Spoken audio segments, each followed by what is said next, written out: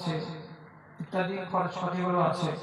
আপনারা যদি মুহাব্বতের সাথে, জোরে জোরে বলেন, মুহাব্বতের সাথে, ইখলাসের সাথে, মা আর খালা ভাই বোন আপনারা সবাই মিলে যদি 10-5 করে টেবিলে দিয়ে দেন, তো তাহলে পরে এরা হয়তো আগামী দিনে আর একবার একটা সুযোগ নিতে পারবে যে তোমরা বছর অন্তর একটা করে আমাদেরকে এরকম জালসাগুলো দিও, আমরা বসে বসে খানিক্ষণ করে শুনে নিব।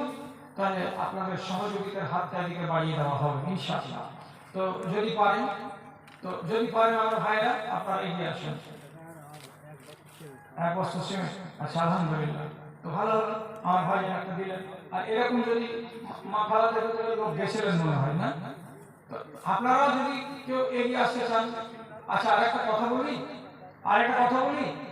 আপনারা রাগঝাল করিয়েন না, খালারা আর ভাইরা যদি সাহাবীদের জীবনী পড়েন,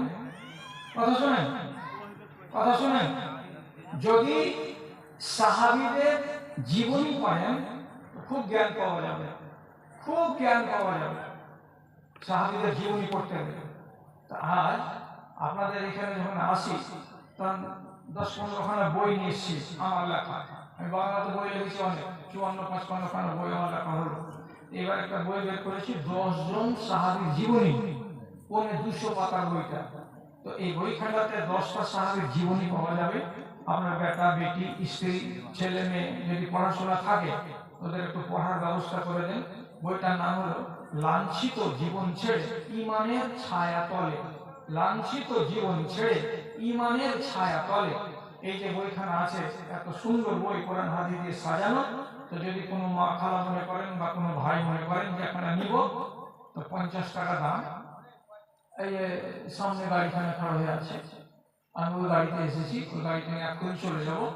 টাকাখানা নেই, বাড়িতে যদি ছেলে মেয়ে থাকে লেখাপড়া করা, তো তাদের সামনে রাখেন আর এটা বলেন যে ওইখানে পড়ো, আর পড়ার পরে শিখো। সাহাবীদের মতো জীবন বানাতে হলে এগুলো পড়তে হবে, জানতে হবে। তো যাই হোক, যারা নেবেন তারা নেবেন।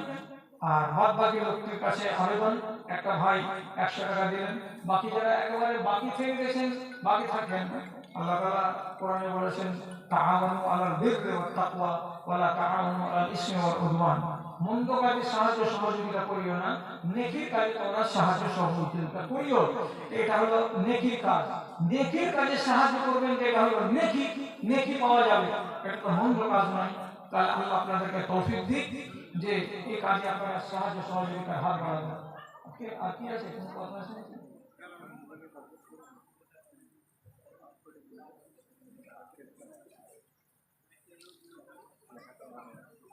নিজের হাতে দান হবে কি নামাজে আগে সূরা বলা মুখ্যটা নিজের হাতে দান হবে কি? হবে। সরকারের সিস্টেম আছে বলে করছি, সরকারের সিস্টেম না থাকলে নিজের হাতে দান করা যাবে। নামাজে আগে সূরা বলা লাগে, নাউযুবিল্লাহ বলা যাবে। হ্যাঁ, নামাজ যখন আরম্ভ করতে হবে তখন সানা পড়ার পরে আউযুবিল্লাহিস সামিউল আলিম মিনাশ শাইতানির রাজিম বিসমিল্লাহির রহমানির রহিম পড়ে তারপরে তখন সূরা পড়তে হবে। প্রত্যেক নামাজের প্রথমে একবার লাগবে আউযুবিল্লাহ। কি আছে? 3টি প্রশ্ন। কেউ সৌদি আরবের সঙ্গে সিয়াম রাখে, ঈদ মানুষের অভাবে নির্দেশের সাথে পালন করে, এটা কতদূর সঠিক? দলিল সহকারে জানাবে। কথাটা হলো যে সৌদি আরবের সাথে রোজা, সৌদি আরবের সাথে ঈদ হবে কি হবে না, এটা নিয়ে সারা দুনিয়ার আলেমরা দুভাগে বিভক্ত। মেজরিটি পার্সেন্ট আলেম ব্যাখ্যা বিশ্লেষণ করে বলেছেন একই তারিখে দুনিয়াব্যাপী ঈদ এবং রোজা করা সম্ভব নয়। অতএব এই আমলটা আমাদের দেশে চালু হয়নি। কেউ দুটা একটা যদি করে ও নিজে হুজ্জতি করে করে। রুকু থেকে উঠার পর আবার বুকে হাত বাঁধা, কেউ হাদিস দিয়ে বুঝাবেন। আর যদি হাত ছাড়ে তাহলে হাদিস নাম্বার কত, কাওমা কোন অবস্থাকে বলা হয়?